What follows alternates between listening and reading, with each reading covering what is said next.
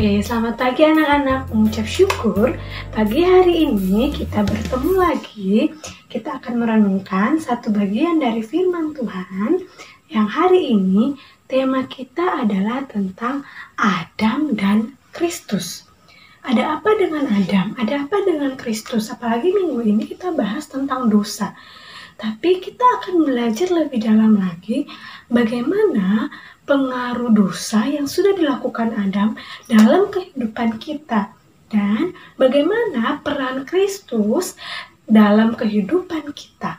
Nah, sebelum memulai, kita akan menyanyikan satu lagu. Lagu ini judulnya adalah Jagalah Hatimu Terhadap Dosa. Miss Novi harap kalau kamu belum tahu lagunya, kamu bisa pelajari, kamu lihat kata-katanya. Kita terus menjaga diri kita terhadap dosa setiap saat. Supaya apa? Supaya kita terhindar dari berbuat dosa. Nanti Miss Novi akan jelaskan kenapa sih kita harus terus menjaga hati kita. Kan kita belajar taat setiap hari. Kenapa kita harus tetap menjaga hati kita? Nanti kita akan pelajari ya. Nah, sebelumnya silakan kamu dengarkan lagu ini baik-baik dan kamu pelajari.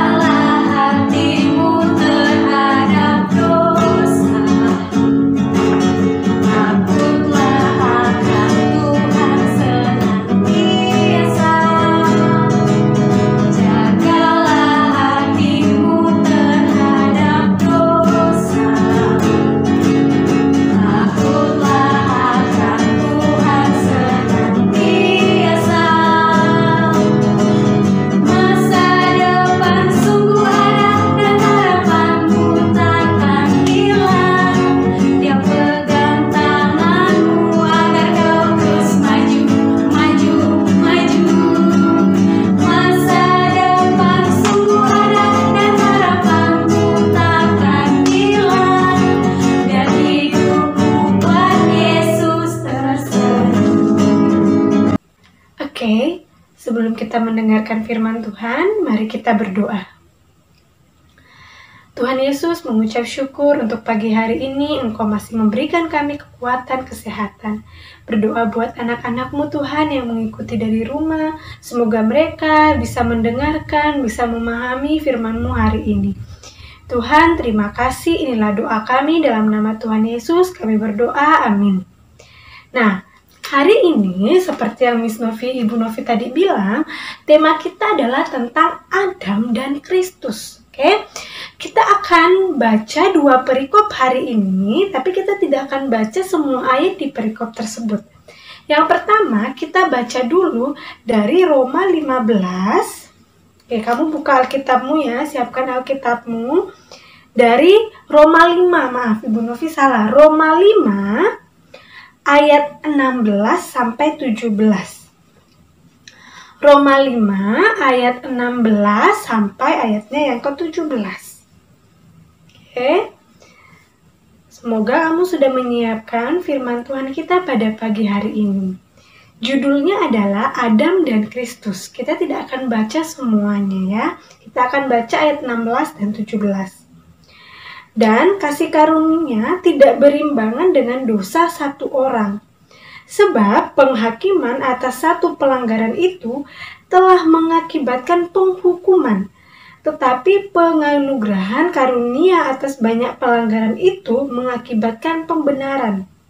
Sebab jika oleh dosa satu orang maut telah berkuasa oleh satu orang itu, maka lebih benar lagi mereka yang telah menerima kelimpahan kasih karunia dan anugerah kebenaran akan hidup dan berkuasa oleh karena satu orang itu, yaitu Yesus Kristus. Nah, coba kamu lanjut ke ayat 18 ya, Ibu Novi bacakan.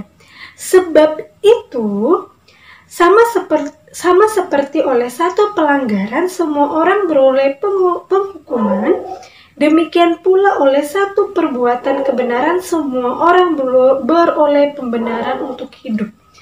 Jadi di perikop ini dari tadi menyebutkan sebab oleh karena satu orang di ayat 16 ya.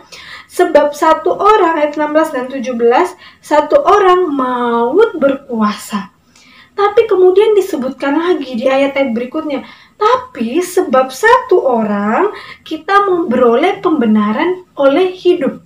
Nah, siapa sih yang dimaksud ini? Yang pertama, coba kamu lihat di ayat 17. Dikatakan, sebab jika oleh dosa satu orang ini yang dimaksud adalah Adam. Semua pasti sudah tahu Adam ya. Adam adalah manusia pertama di dunia. Dan Hawa dijadikan dari salah satu tulang rusuknya Adam. Jadi Adam diciptakan Tuhan dari debu tanah sebagai manusia pertama. Yang berarti yang paling penting adalah Adam adalah wakil dari semua umat manusia. Kemudian, Bu, apa maksudnya wakil umat manusia? Padahal kan yang diciptakan dulu cuma Adam yang pertama.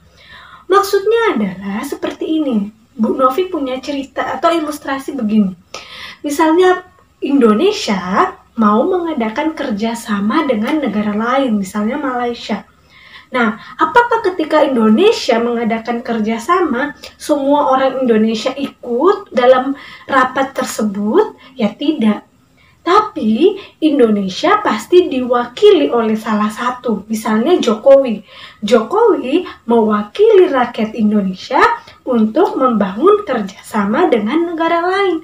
Nah, ketika Jokowi menandatangani perjanjian kerjasama, maka semua rakyat Indonesia pun juga harus menaati perjanjian yang telah disepakati. Jadi berlaku juga untuk seluruh rakyat Indonesia walaupun diwakili oleh satu orang yaitu Jokowi. Nah, sama dengan perjanjian antara Allah dan manusia. Pada awalnya, perjanjian antara Allah dan manusia diwakili oleh satu orang, yaitu Adam. Jadi, apapun yang Allah dan Adam sepakati, berarti berlaku juga untuk kita, untuk semua keturunan Adam. Begitu ya. Jika Adam taat kepada Allah, maka kita semua juga taat kepada Allah. Tetapi apabila Adam tidak taat, maka semua kita akan terkena dampaknya. Loh, kok kayak tidak adil gitu ya, Bu? Masa gara-gara Adam tidak taat, kita pun kena dampaknya? Kan Adam yang berbuat salah, Adam yang berbuat dosa. Kok kita juga dapat dampaknya? Nah, ingat ya tadi, konsep atau pengetahuan tentang wakil. Janjian yang sudah dibuat Tuhan dan manusia dulu diwakili oleh Adam. Oke. Coba kamu lihat di kitab Roma tadi dibilang oleh karena dosa satu orang. Biasa sebenarnya kita sebut itu dengan dosa keturunan. Jadi apa maksudnya dosa keturunan, Ibu Novi? Dosa keturunan adalah dosa yang kita peroleh dari nenek moyang kita dahulu, yaitu Adam. Kita pun sudah memiliki natur dosa. Bu Novi, apalagi itu natur dosa? Natur dosa itu keinginan untuk berbuat dosa atau keinginan untuk melawan kehendak Allah. Nah, masih ingat kan cerita di Kejadian? Ketika Adam mengambil buah terlarang dari Hawa dan ia memakannya, maka di saat itulah mereka jatuh ke dalam dosa. Begitu ya, mereka jatuh ke dalam dosa yang berarti Ibu Novi dan kamu pun sudah jatuh ke dalam dosa. Nah, tadi Miss Novi sudah ajarkan tentang kamu. Jadi sebenarnya kita sudah memiliki natur dosa. Natur apa tadi? Keinginan untuk berbuat dosa. Jadi semua manusia tanpa terkecuali memiliki natur dosa, keinginan untuk berbuat dosa. Karena apa? Karena wakil kita Adam tidak taat kepada Tuhan, sehingga terjadi jarak yang sangat jauh, terjadi pemisah antara manusia dan Tuhan. Oke, karena dosa satu orang, makanya terjadi pemisahan. Oke, terjadi pemisahan antara manusia dan Tuhan. Oke. Nah, lebih parahnya lagi apabila keinginan itu kemudian dibuahi. Dibuahi artinya apa? Akhirnya kita melakukan tindakan dosa. Oke, jadi ketika kita tahu bahwa kita memiliki natur dosa, keinginan untuk berbuat dosa, kita terus, tadi lagunya apa? Menjaga hati untuk selalu mau dekat kepada Tuhan. Nah, sekarang tadi sudah bahas tentang Adam. Sekarang kita bahas tentang Kristus. Kamu lihat lagi di kitab Roma. Dibilang di kitab Roma 18, kamu lihat. Demikian pula oleh satu orang, semua orang beroleh pembenaran untuk hidup. Kalau tadi satu orang menyebabkan semua orang berdosa, satu orang itu tadi siapa? Adam. Sekarang satu orang menyebabkan kita semua manusia mengalami namanya pembenaran. Satu orang ini siapa? Good, betul. Yesus Kristus. Oke. Yesus menjalani kehidupan di dalam ketaatan sempurna. Ketika dia diutus Bapa untuk ke dunia, dia taat kepada Bapa, bahkan sampai dia mati di kayu salib, dia taat kepada Bapa. Oke, tetapi bagaimana dengan semua dosa saya? Begitu ya. Kalau Kristus sudah mati, sudah taat, tapi kan itu Kristus. Kemudian bagaimana dengan dosa saya? Ingat ya, Tuhan itu kudus dan selalu menghukum dosa. Ya, dia sudah mati di kayu salib. Tadi Ibu Novi bilang dia menanggung hukuman yang harusnya buat kita. Tapi kita tidak sanggup untuk menerima akibatnya. Ya, akhirnya kita diwakili oleh satu orang, yaitu Kristus. Oke, Kristus mati di kayu salib untuk menanggung dosa kita. Sehingga apa? Tadi dibilang di kitab Roma, kita mengalami pembenaran. Oke? Jadi, bagaimana dengan kehidupan kita setiap hari? Tadi kata Ibu Novi, kita selalu memiliki keinginan untuk berbuat dosa. Ya berarti setiap hari hidup kita harus penuh dengan ketaatan kepada Tuhan. Oke? Karena kita memiliki keinginan atau natur berbuat dosa, kita terus menjaga hati kita. Jadi keinginan-keinginan itu terus kita serahkan ke Tuhan.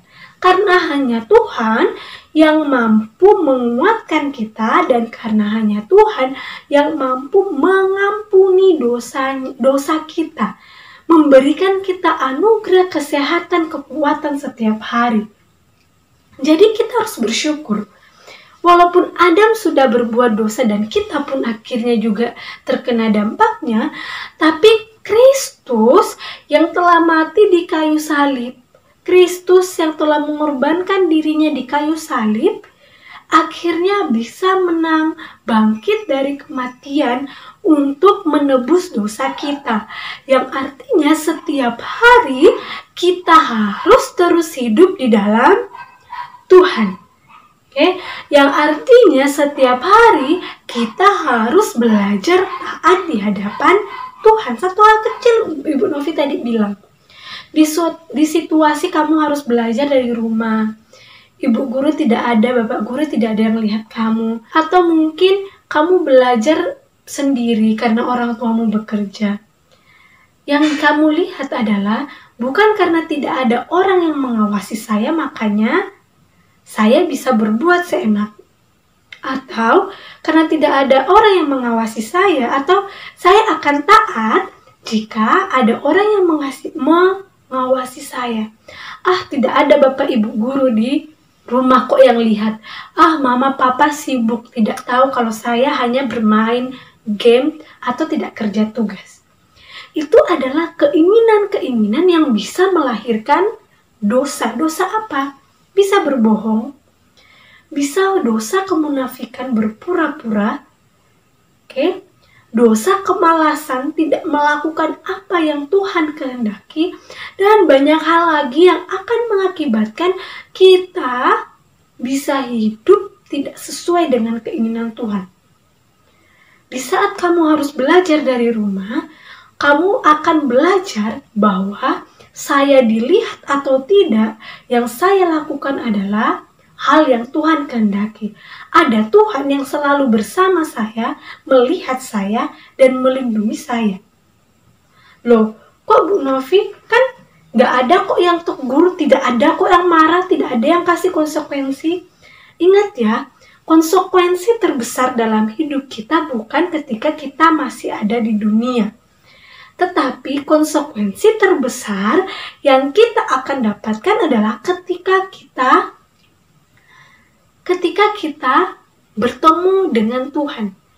Kita bertemu dengan Tuhan masuk surga atau kita ke neraka. Gitu ya. Konsekuensi terberat bukan saat ini kamu dapat marah, bukan saat ini kamu dapat teguran. Tapi konsekuensi terberat dalam hidup manusia ketika tidak taat adalah maut, neraka. Kita tidak akan bertemu dengan Kristus, tidak akan bertemu dengan Allah. Jadi Ibu Novi harap kita terus menjaga hati kita. Oke? Walaupun kita memiliki keinginan dari dulu untuk berbuat dosa, ingatlah bahwa Kristus sudah mati untuk kita, untuk menebus dosa-dosa kita. Sehingga setiap hari kita harus hidup kudus di hadapan Tuhan. Sehingga setiap hari kita harus taat di hadapan Tuhan. Oke, silakan kamu terus merenungkan firman ini, kamu terus belajar bahwa Kristus sudah mati bagi kita di kayu salib, Kristus sudah menebus dosa kita. Mari kita terus hidup taat di hadapan Tuhan. Mari kita berdoa. Tuhan Yesus, mengucap syukur untuk setiap hal yang Engkau berikan kepada kami. Terlebih kami mengucap syukur karena Engkau telah mati di kayu salib untuk kami, untuk menebus dosa kami. Tuhan, ajar kami untuk terus hidup taat, menjaga hati kami, untuk kami melakukan apa yang Tuhan inginkan, bukan hal-hal yang tidak baik yang kami lakukan. Berkati anak-anak-Mu di rumah Tuhan, selama proses belajar dari rumah ini, ada banyak hal, ada banyak godaan yang membuat mereka tidak fokus belajar. Tapi Engkau yang terus ingatkan mereka, Engkau terus ajarkan mereka melalui orang tua atau keluarga, bahwa mereka harus belajar mandiri dan bertanggung jawab, dan terus mengandalkan Tuhan. Tuhan, terima kasih, inilah doa kami, dalam nama Tuhan Yesus, kami berdoa dan mengucap syukur. Amin. Demikian devosi kita pagi hari ini. Semoga kamu terus belajar bagaimana kita terus hidup kudus, terus hidup taat di hadapan Tuhan. Dosa selalu mengintai kita, dan kalau kita tidak berjaga-jaga akan segera mendapatkan kita sehingga kita bisa melakukan tindakan dosa. Jadi, jaga dirimu, jaga hatimu. Terima kasih, Tuhan Yesus memberkati.